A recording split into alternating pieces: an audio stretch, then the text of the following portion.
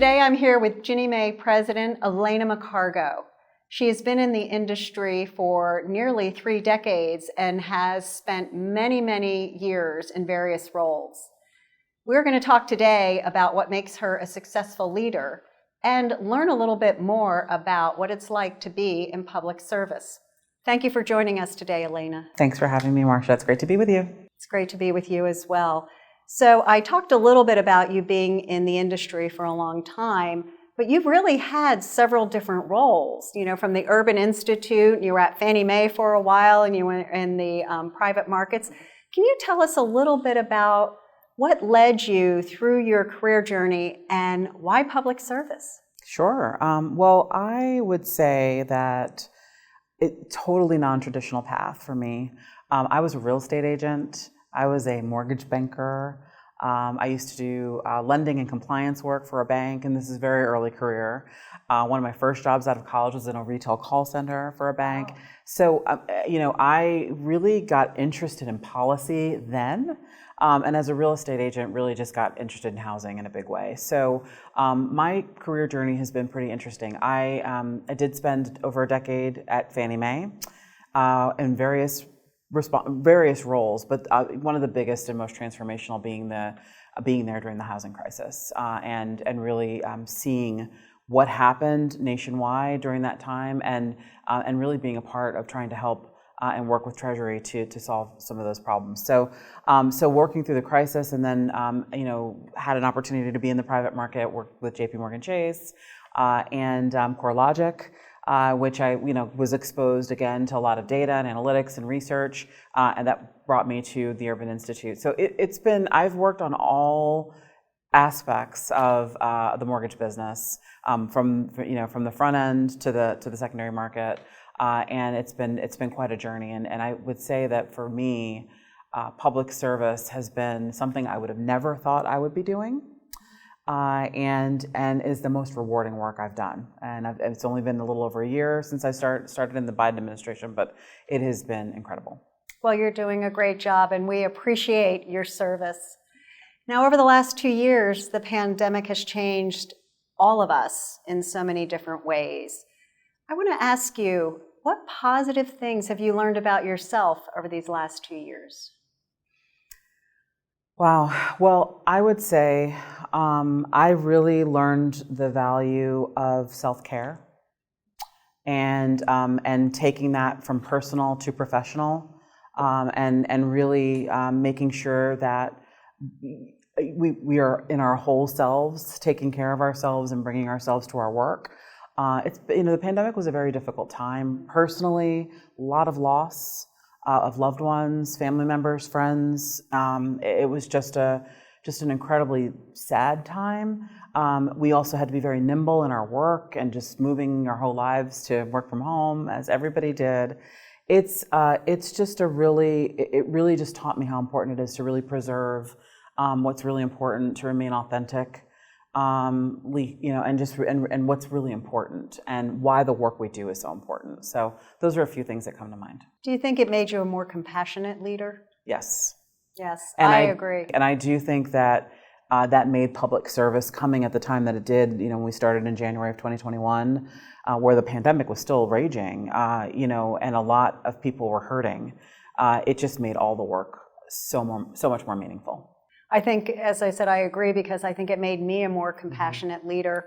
I think the pandemic showed all of us that people deal with something very differently. Absolutely. And it opened our eyes to really taking time to understand what's happening to those around us. Absolutely. And really support them. I'm glad you raised that too, because I think about right now we're in return to work mode, right? Return to the office, because we've all been working. Mm-hmm. We're not like we're starting work, but returning to the office has been something that you really do have to kind of think about all the different situations and circumstances and how personal everybody's circumstance has been through the pandemic.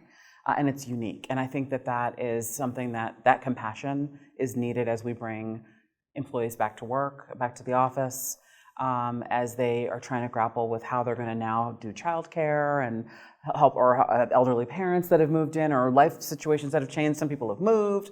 I mean, so it's a real, you have to be a compassionate leader in times like this. This is a new transition none of us have ever experienced before, and I think that's really important that we bring that to our leadership roles. Yes, I agree. And so we talked a little bit early on all of the different places that you've been in real estate finance in your career. And so I want to ask you about, what is one of the biggest risks you've taken in your career, and would you do it again? So I would say probably the biggest risk I took was joining the administration and coming into public service. I mean, I've always been in the private sector. Fannie Mae's quasi, quasi government, but it's not like being in the government. That was a huge risk career-wise, for many reasons. And as I said, it has been the most rewarding thing I could have. I've never had an experience like this, and the ability to sit in a role and in a seat to really make meaningful change. Things I've been working on my entire career. I actually have a level of influence that is greater than I've ever experienced before, no matter how high up the chain I was in an organization and where I sat. So that's pretty powerful. And I would say it was probably one of the biggest, riskiest thing I could have done career-wise. And I don't know what's next. I mean, administrations come and go, as you know. So I would say that was it. And would I do it again? I probably would say no, but I probably would have said no. But I think I would say absolutely, if it's the right opportunity and if it's an opportunity to really make some meaningful change. And I think the administration is so fortunate to have someone with so much understanding and experience in the field so that you could step in and really help during this time with all of this change. And we were talking earlier about all of the different competing priorities out there, so you're well equipped to help us figure them out and make the best solutions. Yes, I feel very fortunate. So you're the successful career woman. What would you say to your 25-year-old self that you wish you knew then that you know now? That's a great question. I think the first thing I would say is always ask lots of questions and be curious, and don't be afraid to ask questions. I think that's a really important thing that I think I learned later in my career, and my 25-year-old self probably could have benefited in a lot of situations by just being more curious and pushing a little bit harder. Finding your voice that way. Don't be afraid. Don't take no for an answer. If you believe something is really the right thing and people don't seem to get it, keep pushing. Keep pushing forward. I think that's so important. The other thing I would say is just remember your why. For everything you're doing, just always have your why. Why am I doing this? Why does this matter? Who does it help? And just keep that in the back of your mind at all times. So those are the kinds of things I'd probably tell myself if I had the benefit of being 25 again. I love the remember your why. That's great. Thanks. I would be remiss if I didn't take this moment with you to talk about something that I think is not only unprecedented, but so powerful. So we have Black women leaders leading our industry. So we have Secretary Marcia Fudge. We have Acting Director Sandra Thompson. We have yourself, President of Ginnie Mae, and our very own Christy Furco leading the MBA. So here we have all of these amazing women who are leading our industry. But it's been a long time coming, and there are so few Black female leaders. What advice would you give to women out there, not only to step into leadership roles, but to women of color who we should see more of in leadership roles? Is there any advice you can give?